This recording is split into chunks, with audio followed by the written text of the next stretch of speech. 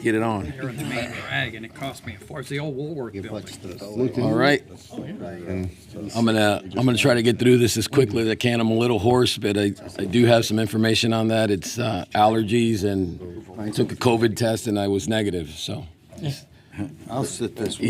ease the fears. Ease the fears. All right. Look at the dugouts. Yeah. Good morning and welcome to the July. And I'm just Well, saying, this is not July 3rd. To the August 8th, 2024 Pinellas County Board of Adjustments and Appeal hearings. Oh, man. You receive your cases in advance and have studied them, and in some cases visited the site. Please understand that we do not bring these cases. We are citizens tasked with weighing the evidence submitted in order to make the most informed decision possible. We have no personal interest or stake in these cases except for the overall good of the community. Staff has made recommendation on each case, and that recommendation is input only and may not necessarily be the opinion of this board. If you are planning to speak for or against any application, you must be sworn in prior to testifying. If you have not been sworn in, please do so now with the clerk at the front of the table, right front. And this is how we will proceed. Your cases will be called by staff. The applicant should come right to the podium and give us your name and address. The applicant will then present their case, including comments from any supporters in attendance. Comments by supporters should be new information, not just an expression of support. The applicant may display a volume of support by show of hands. Speakers will have 3 minutes. Opponents will then be given an opportunity to state their objection. If there are numerous opponents, it is preferable for them to select one or two spokesperson, and those speakers will have 3 minutes as well. Any subsequent objectors should add new information, not just rehash prior stated objections. Opponents also may display the volume of objectors by a show of hands. This will be the only opportunities for the opponents to state their side. The applicant will then return solely to rebut those comments of any opponents and may not bring new information or testimony at that time. And finally, we will close the public hearing and the board will discuss the case and make a motion. And with that, Mr. McAteer will make some comments. The matters heard by the Board of Adjustment and Appeals are quasi-judicial in nature.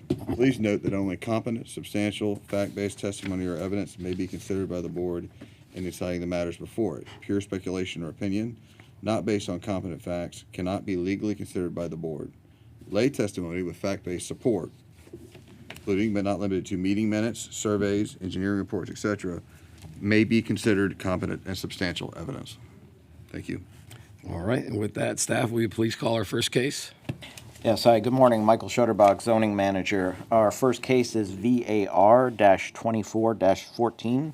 This is a variance request to allow for the construction of a pool screen enclosure having a 3-foot, 4.5-inch side setback from the southern property line, where 5 feet is required for the property located at 11160 137th Street North in unincorporated Largo.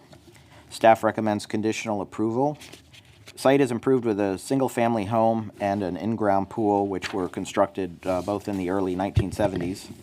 The applicant is proposing to construct a pool screen enclosure over the existing pool deck, which is closer to the southern property line than normally allowed. It is anticipated that this proposed screen enclosure will have minimal impact on the property owner directly south of the requested encroachment. Furthermore, we did receive a letter of support from that abutting southern property owner stating that they do not oppose the proposed placement of the pool screen enclosure. Also, along 137th Street in this neighborhood, there are approximately 8 homes with pool screen enclosures, so the addition of a pool screen enclosure would not be out of character with the surrounding neighborhood. All right, is the applicant here? Yes, come forward and stand in the middle, name and address. Good morning. My name is Jamie Daniel, and my address is 11160 137th Street North in Largo. My request is for, obviously, asking for a slight variance on the southern border of the proposed pool cage enclosure. I have a physical disability, which makes it difficult for me to keep up with the pool. And obviously, with the recent storm, you can imagine the stuff in the bottom of the pool, and I'm asking to be able to put the enclosure up to help decrease the amount of maintenance that I have to do physically with the pool, and to be able to be outside and enjoy my pool in the weather with some screening from the bugs and the intense heat and whatnot.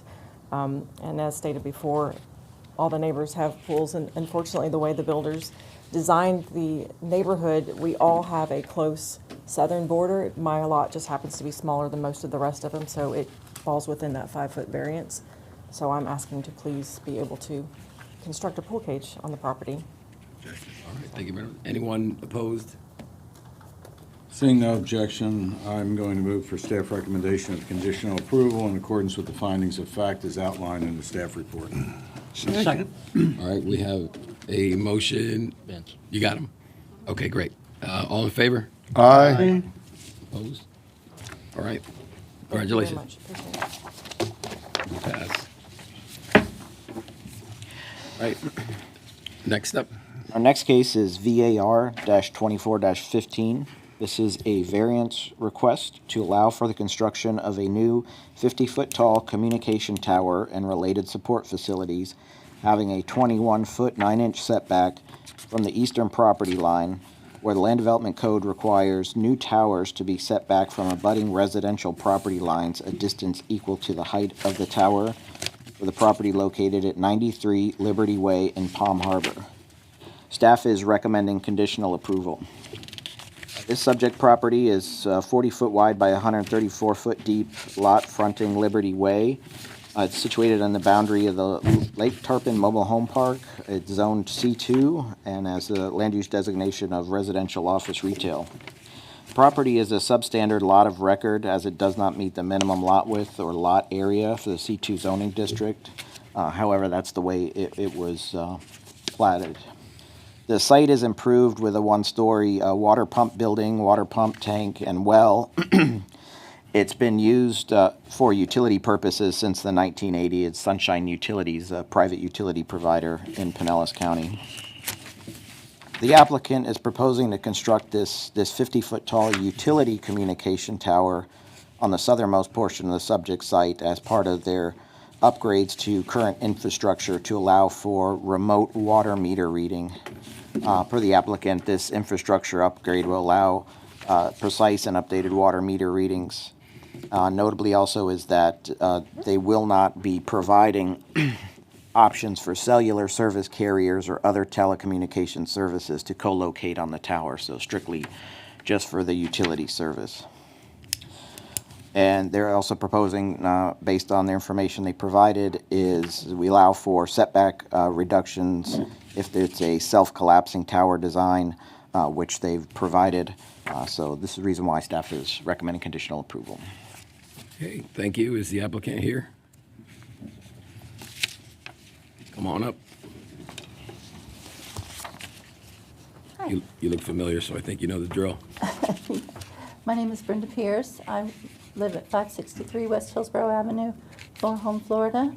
The reason that I'm here today is I would like to request a variance for Sunshine Water. They are wanting to install a 40-foot pole. It's 8 inches in diameter at the bottom, 4 inches in diameter at the top. It is considered to be a tower. Because of code, there is no code for this. So we are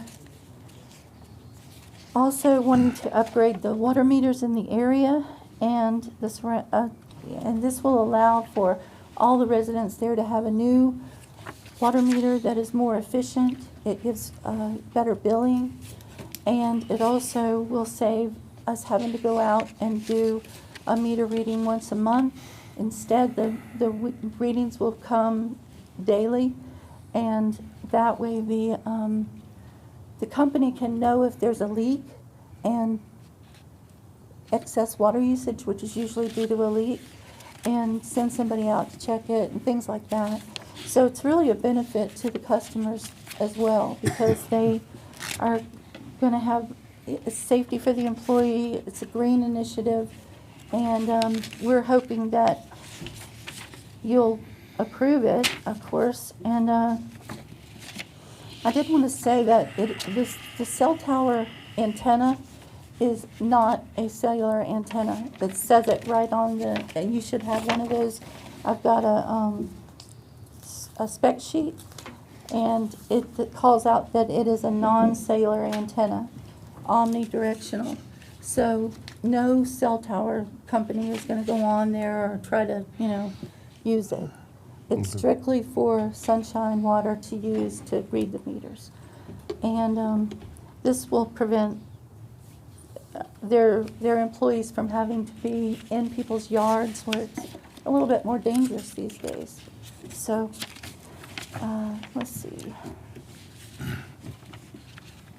Oh, additionally, I wanted to tell you that the pole itself is designed and engineered so that if our winds reach over 160 miles per hour and it does fail, it would fall upon itself. It would not fall like a tree. Okay. And I thank you for hearing our request. You mentioned, you said the pole was 40 feet high, but it's 50, right? It's 40 feet high, then there's a mount on the top, and then an antenna on the mount. So So it that comes doesn't to count? just under 50. The foot. antenna, so the total height goes up to 50 with the Okay, antenna. Yeah, but the pole itself is only that's 40 good, that's foot. good. Just Not the same thing. nitpicking. And the customers, in the application, it references giving customers an understanding of their water usage. The Yes. customers are the surrounding community, or Yes. where are they? This park that's there, Yeah. those are the customers. Okay, and did I understand you correctly that this will allow you to detect the leak, or you check it daily versus monthly, Correct. physically? Because As you physically, do they now. have to go out once a month and read the meter Right. and then bill for the water usage. This way, the meter reading is coming, computerized, so it's coming all the time. Got it. Let's hear from All the right. objectors. Thank you very much. Thank you. Anyone opposed in the audience? Yeah, come on up and name and address. Good morning, gentlemen. My name is John Stone. I live at 49 New England Court in the village, Lake Tarpon, and I'm here to express concerns. I'm not as much an opponent as much as I'm mystified by some of the lack of information we have about this proposal. First of all, we've seen no picture of what this tower will look like. Is this a single, a narrow thing that looks like one of our water towers, or is this a triangular? It's an aluminum Why pole. was there no photo presented to the villagers with the proposal? Yeah, you stand between the mics. You can stand that way. And You can just set take it. that down on the center logo. In the center, that way the projector catches it. Okay. It's an aluminum pole, kind of similar to a flagpole. There we It's go. tapered. It's 8 inches at the bottom, 4 inches at the top. Okay. And the mechanism is contained inside the pole. Okay. And then there's a thin antenna that mounts on top of it. Do we have photos of what this looks like? You have that engineer drawing. That's all? Do we have a previous village in Pinellas County that has had, this is called Advanced Metering Infrastructure Technology, and this is called the DUC, a DCU, Data Collecting Unit. Do we have history here of how this has worked in other villages and what the village reaction has been to it? I don't know. We don't have any information of what the quote support materials are. Are these big boxes that are either attached to the poles or? Again, none of this was presented to us. By the way, I'm a private person. I'm a resident on behalf of my neighbors who, you saw some pictures, I hope, that I sent that live opposite where this tower is going to stand if it is approved. I'm not sure I understand why it has to be 7 yards away from the adjoining property. It could be as far as 16 yards based on 50 feet in the code. I'm not sure why it has to be 7 yards. Is there no other location for it further back from the adjoining 101 Philadelphia property? Philadelphia Boulevard is one of the longest boulevards in the village. Has dozens of houses on it, many of which are in the immediate vicinity of this tower location. And again, I'm not sure why it has to be presented right adjacent to 101 Philadelphia Boulevard, which is in the photo. We will ask the applicant that question. Okay, when and I you're have done. a couple of just some further questions. Has there been any study on how these, if there have been any previous installations of this technology in Pinellas County, how has it affected the water prices, the rates of service? Is there any impact if the tower is thrown out of operation by storm or any other damage? Anyway, we just don't have much information from the Sunshine Water Company of how this. Many of our villagers, for example, now when they leave, many of the villagers are away right now at seasonal homes or they're on vacation. When they go, we typically turn off the power main, which is in the lawn next to the current meter. The meters, according to this proposal, are going to be replaced by these new data meters that are read by the tower. Will that affect the ability of villagers to turn off the water mains? The reason why you turn off the water mains is, it just happened to somebody 2 weeks ago.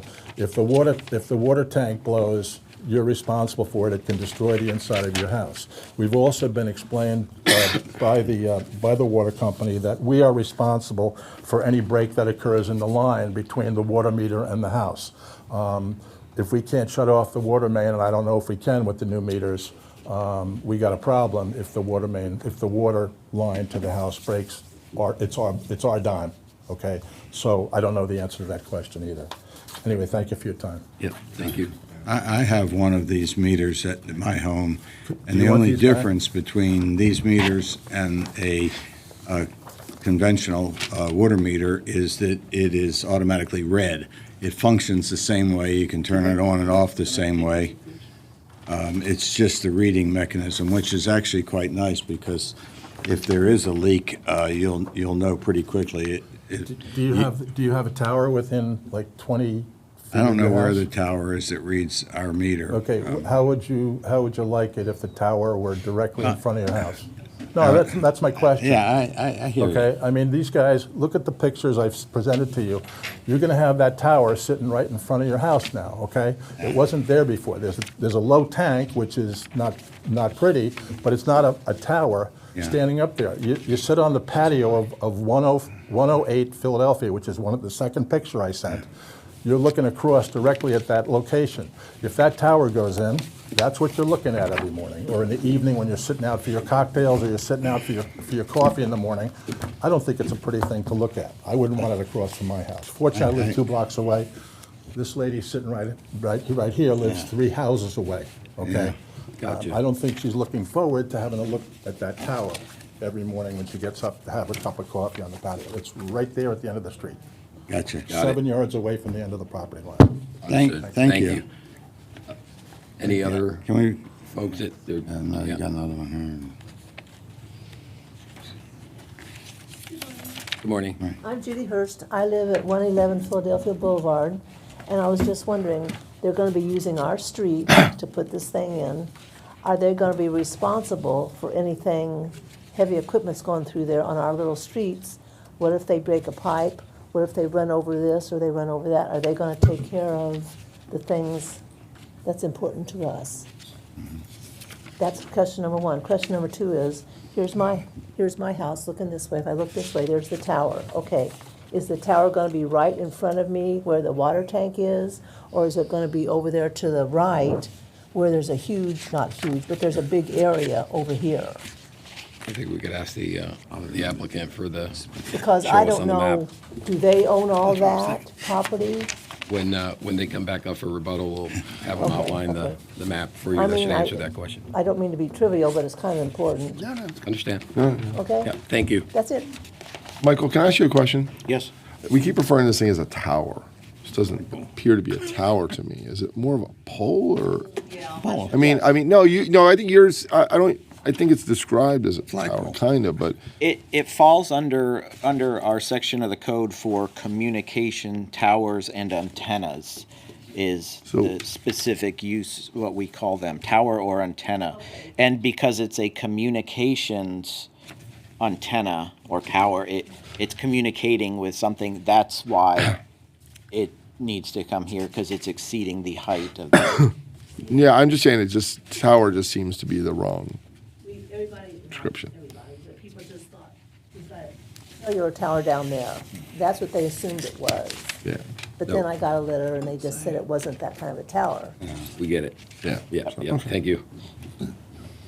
All right. Yeah, it's not a cell tower, Yeah. but it's a communications. Paul, Yeah. say it, Michael. All right, any other opponents? I have a question. We need to clarify something on the record. In between this staff report going through DRC, we had an opinion come back from the circuit court on the Vertex case. And the argument in the Vertex case, things happen in funny orders sometimes. And the argument in the Vertex case was that these, it says in section 9 of 3313, which is the section we're dealing with here, if I'm correct, communication towers and antennas may seek flexibility to the standards in this section subject to type 2 approval. Conditions may be imposed on the structures to ensure compatibility and safety with adjacent properties. We just litigated that a type 2 approval and variance are different things. So I need clarification from staff on the record as to why this is a variance application. This is we have our processes that go through, depending on the level of review, that a type 1 is a staff review, a type 2 review comes to Board of Adjustment, type 3, type 4 goes to Board of County Commissioner. So there's a bit of a nomenclature with type 2 process and type 2 use. Cell phone towers, communication towers, antennas are considered a type 1 use. They are an approved use in this zoning district. So it's not a type 2 use approval. It is a variance request to go above the maximum height allowed. That's the difference. There's a nomenclature issue that's what kind of trips up that language a bit. But it's a type 1 approved use requesting a height variance. Michael, what is the allowed height variance that would not require variance? It would have to meet, because it's adjacent to residential, it's required to meet the setback, whatever the setback is. So this pole is proposed to be set back 21 feet from the neighboring property line. So that would be 21 feet. their maximum height. So if they were able to set this back 50 feet, which they're not, then they would not need a variance. If somebody wanted to erect a 40-foot flagpole, would that require action? You can erect a flagpole to the maximum height allowed in your zoning district. Most residentials are 35 feet. 35 feet. You have to meet the setbacks, though, so you have to be set back on your property. You can't have it out in the right of way. So. Because this is very similar, actually, to a flagpole in style and design. It's just a little taller. And it has a communication element. Was the original distance and setback, because if it fell, it would still fall on your property? Right. That was the initial one. So if it has this breakaway thing, that kind of like mitigates that partially, correct? Correct, yes. We would not entertain, if they did not have that design, entertain a reduction in setback. All right. All right, thank you. Let's get the applicant. Is there anyone else that would like to speak against this? Can the applicant All right. come back up? Yeah, can you come back up and Why in the- answer some questions? The utility here. I don't think he's gonna answer those questions. So- I would like to bring Adam. He is from Sunshine, so he can answer some questions. Yeah, Adam Gall, 395 Gulfbrook Circle. Could you kind of stand in the middle there? I'll try to address some of the questions I heard today. I heard a number of things, but construction-wise, there's not going to be a significant amount of heavy equipment. We have a vehicle coming in that's going to be responsible for erecting the tower, so like a crane truck, that type of thing. It's a short process to do the construction. We're talking less than 4 hours type thing to get everything installed. There might be some additional vehicles like electricians and folks that need to come in to do their work, but it's not a big job for us. Should be fairly straightforward, and it's not going to be constant traffic in and out of the area. Can I interrupt you for a second? Yep. Are you going on a private street or a public road? Public. Liberty Do you Way is agree a with public them? right I of don't, way. I don't know, sorry. Oh, you don't know? No. It's a- What, how, I think staff has an answer to the question. The folks in the crowd can't do this. He can. I would like to add that the tower itself is only 350 pounds. But the question about public-private road, I think Michael had an answer, so. Liberty Way to this, that accesses this property is a public right of way. It's a 60-foot or 50-foot wide public right of way. So the correct answer is public. Public. okay. Philadelphia is private. It's irrelevant. I don't know if Philadelphia is, They they can don't access the access, no, Liberty. Philadelphia is a public right of way as well.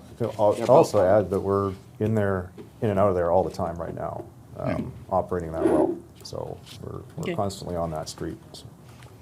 Gotcha.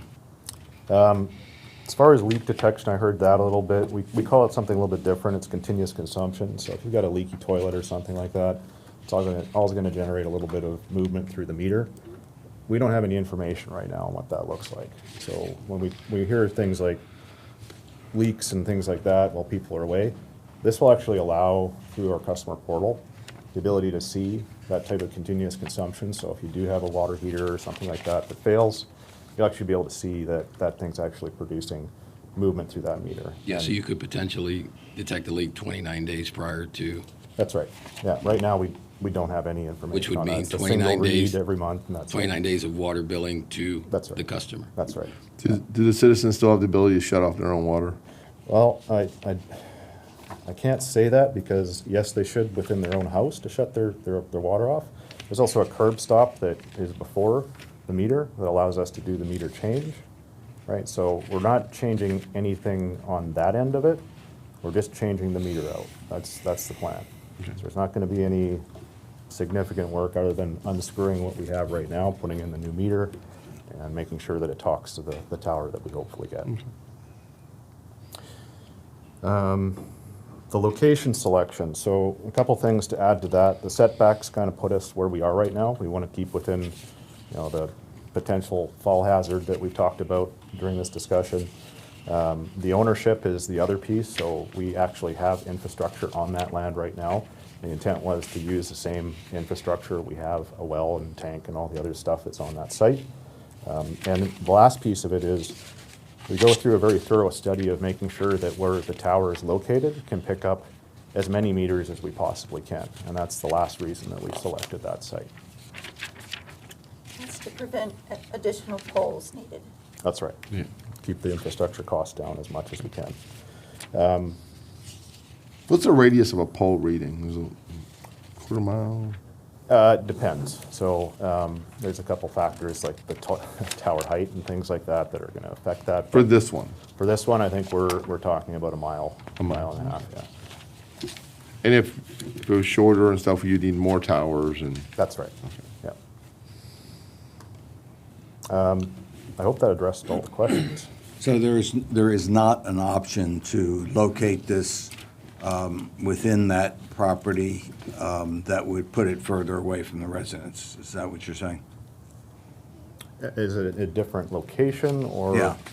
One of the concerns was that it was, On the property, if I'm recalling correctly, we've got our footprint for the site, like the actual well and fence and everything else that's in there. We did look at setting it back, but there's power lines that are further back there, which is gonna have, maybe we don't wanna interact with those if we can help it. So we did do a pretty thorough study of where this tower could actually be located on that piece of property. And there's not too much more room we have to. Additional equipment closer to the trees will restrict the view a little bit. It's not going to be as obvious as if it was sitting out in the middle. Got it. The first question was notification of pictures or anything else like that. This is probably a question for the staff. Is there, outside of what we have in the application, is there a requirement to show the community anything that's No, rendering of what for notifications, we mail out notification and we put out a sign and that just, what they're asking for on there. We do have, provide an email, address to email, our phone number. So if anybody's looking for the staff report to review or they want additional information, they can reach out to staff and we'll provide that. Copy that. All Would that right. notice just have gone to the mobile home park, or would have gone to every owner? It is a radius around, so it would pick up even outside of it. Since this is up on the west side of the park, so even adjacent neighbors outside of it would have gotten the notice as well. All right. Any other questions? Anyone? So the break point and where it would collapse, is that 100 or 360 degrees that break point would go? Or is it 180? Depending on which way the wind would blow. We actually submitted an engineered design, sign and stamp drawing that shows where the break is and how it works. So, yes, if the wind is blowing this way and it causes the tower to fail, which it would have to be over 160 miles per hour sustained winds. So, and it caused it to fail, then it would fall on itself that way. It's got a breaking point and it can go either way. So what would be the maximum drop zone on that break? Bless you. No, I don't know. less than 20 feet, I would say, because it's gonna just crunch over and come down. Theoretically. So theoretically, yes. So keep in mind that this pole is buried 6 feet down into the ground. So the base part of the pole isn't going to go anywhere.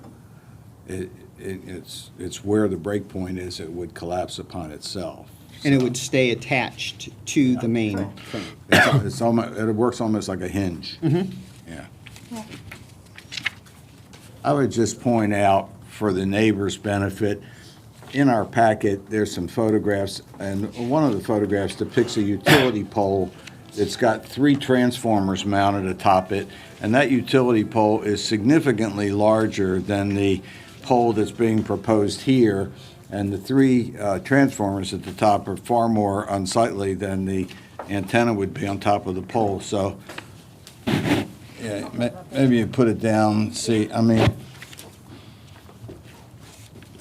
when you talk about It's not been answered yet the- from my presentation? the- Has not been addressed? Do they get another round? No. You're, I'm sorry. This is rebuttal phase, You're, right, Not so, answering one of my questions, I'm sorry. well, the board, Are we the first in the county, We, or has this been done before? We have your questions noted, and we're going to ask. I will ask that question on your behalf. Has this process been used elsewhere? We've gone through the process. We've not finished any installs of towers yet Okay. elsewhere in Florida, but we have systems in other states that we have gone through this process and been successful. All right, so I have a question. I live in Dunedin. I've got a remote read meter. Yep. What's reading my meter? If it's Probably- not a tower somewhere? It's probably hidden somewhere. Yeah, okay. I spoke to the county engineer before we started all this, and he told me that the county was putting in meters similar to what we're doing. Yeah. And so he was quite familiar and said it would, he didn't have a problem with it. At any rate, I would just point out, in this photograph here, this utility pole is, I don't know, 20, 30 feet away from the fenced-in area, and it's significantly more obtrusive than this antenna pole would be. So in terms of view, views are not protected under the code, and I doubt that this 8-inch tapered pole is going to be any worse than the normal utility poles that we're all surrounded by in our daily life anyway. Right, and because of the design, because of the way the lot is now, there's no opportunity to move it the other 19 feet, but if there was, it would just, one morning you wake up and it would be there, correct? Yeah, the lot is, it's substandard lot of width, so it's only 40 feet wide, so it does not have the width to push it, further back. And additionally, there's also, already infrastructure on the property. Right, got it. Are we closing the public portion? Yeah, I have a question for Michael. go ahead. I didn't hear an answer to the question of where the break point is. Do you know where the break point is? They don't seem to. No, I do not know where exactly the break point is. I looked at the letter, I looked at the schematic. I don't see anything that says break point. So I'm still curious about where the break point is. I'm sure it must be someplace that would allow the 21-foot 9-inch setback, but I don't see it on the plans. Do you know where it is? I don't know. I'd have to go back to our engineers and find Okay. out. Typically at the halfway point, maybe? Yeah, Okay, all right. If I were to take a guess, there's Sure. poles that are kind of patched into partway up the pole, and that's likely where it's gonna have the break point. But I'll have to find out. All right, good, thank you. Anything else? Okay, great, thank you. Apologize, we don't have that measurement for you. All right, let's, we'll close the public hearing and talk amongst ourselves. As I said, I just don't think that this is a significant impact on the neighborhood and actually will do some good, so unless anybody has objection, I'm going to move for approval of the variance in accordance with the findings of fact as outlined in the staff recommendation. Second? All right, we've got a motion and a second. You've got it? Vince? Yep, and all in favor? Aye. Hi. Okay, any opposed? All right. Very good, thank you. All right, next. Our next case, excuse me, our next case is TY 2-24-04. This is a type 2 use request, a modification of a previously approved type 2 use to allow for the addition of two 864 square feet modular classroom buildings for a private school and daycare, an increase in the maximum number of students from 20 to 50, a modification of the parking layout, and the conversion of approximately 141.05 square feet of an awning into a security vestibule for the RR zone property located at 3696 Fisher Road in Palm Harbor. Staff recommends conditional approval. This property is owned by Chabad of Pinellas County. This is the site diagonal southwest from the one that was heard last month. We heard the property on the northeast corner of this intersection. This is their current property on the southwest that they are looking to do modifications on. So this has been a place of worship since the late 1990s. It's improved with the place of worship, daycare, ritual baths, playground, storage structures, grass parking lot, paved driveway.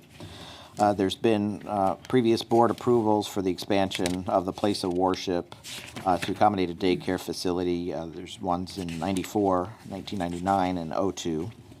So the applicant intends to add these two modular buildings to expand their educational programs for elementary age and daycare operations.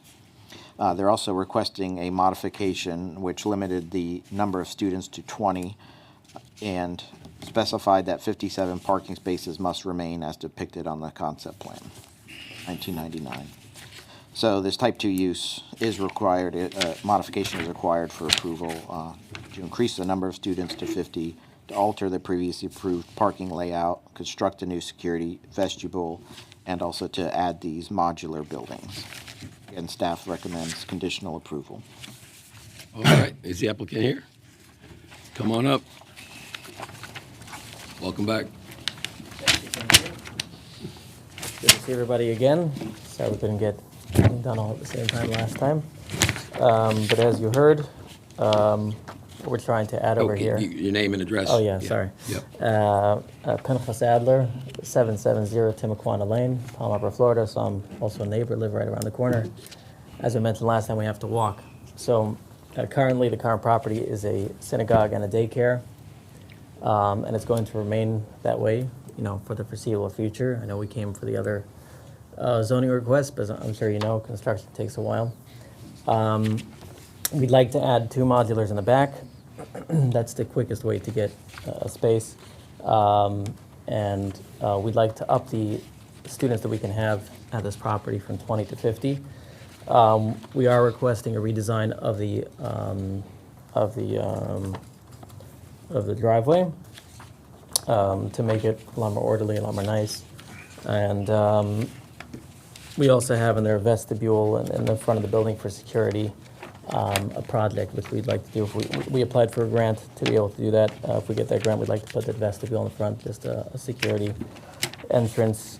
So it's kind of, there's an awning already there, so just closing that in, making it a secure entry. And that's pretty much the story. The last time we have the last approved drawing over here. It's an old one when they did the bathhouse. I don't know. Where is it? Over there? Right over the Right on the logo. seal. Right there. The small you. drawing here, you might be able to see that.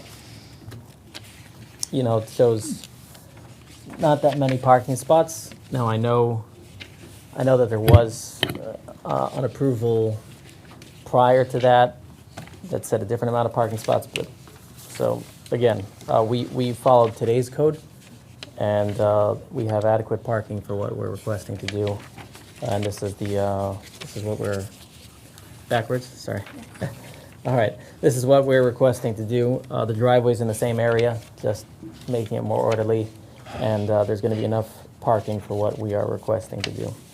And you have there the modulars in the back, and there's also addition, as you can see, all around the parking lot, there's going to be the hedges, which again is gonna be a great addition, I think, for the community, just making everything look nicer and neater. Can you leave that in Yeah. place? Yeah.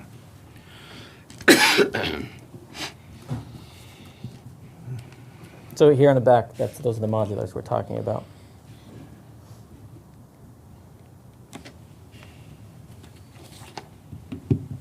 Are those intended to be permanent, or are they only until you build the new facility across the street?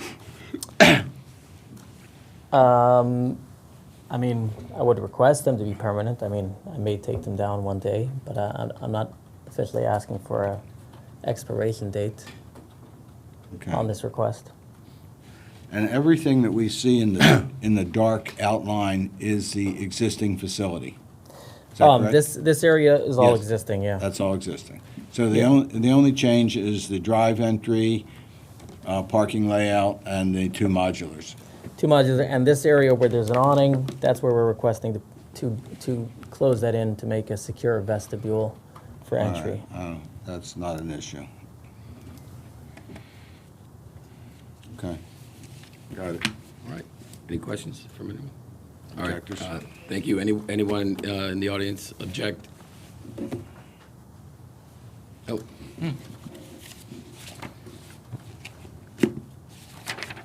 Seeing no objectors, I will move for staff recommendation, and I will move for approval in accordance with the staff recommendation for this type 2 use, in accordance with the findings of fact as outlined in the staff recommendation. Second. All right. That's Mr. Bonson and Mr. Gephardt London. with a motion and a second. All in favor? Aye. Any opposed? All right. Let's move over to the minutes. Move to minutes, approve the minutes of July 3rd, 2024. All right, we got a motion. Second. Anyone? Second, okay, second. We got to approve the minutes. Mr. Dorn and Mr. Bomsky, thank you very much. All right, any other business? I got one thing, real quick. Our clerk and reporter will be leaving us. It's her last night. She's been with us for a long time, and just like to wish her well. What are we going to do without you? There's just someone in the wings. Well, it's been a pleasure working with you. In the words of Bill Murray, you can't leave, the plants will die. All right, that's it. Oh, yeah, we do. We have one more question. The recent decision about the Tampa City Council not being able to hear quasi-judicial stuff, does that have any impact on us? No, that decision was, very familiar with that. I've had the displeasure of reading it. But that decision governs only that case before the Tampa City, and Tampa's got some litigating to do. But that's their procedures, their delegated authorities under their charter. So that is specific to the city of Tampa. Now, if having gone through the opinion, I personally, speaking only for myself, don't have much confidence in it, that I could see it being reversed at the DCA level rather quickly, but we'll see what happens. If the DCA, if the District Courts of Appeal come out with a broader opinion, that could have obviously a broader effect. We are in the same Court of Appeal district as Tampa, but we are not in the same judicial circuit. We are in the 6th Judicial Circuit. That's the 13th Judicial Circuit. It is not binding on this county. Thank you. Thank you, All sir. right. And we did get in, as I mentioned earlier, on the Vertex case, on Tier 1 cert, we got a 3-judge panel to uphold this board's decision on the last hearing on that case. So I don't want to talk too much about it because the appellate period hasn't completely run for 2nd-tier cert for the DCA, but anyway, so far so good. We'll read through it if we're having trouble getting to sleep. Right, exactly. All right. There you go. All right, that's Great it, reference on guys. you. Thank you. Thank you.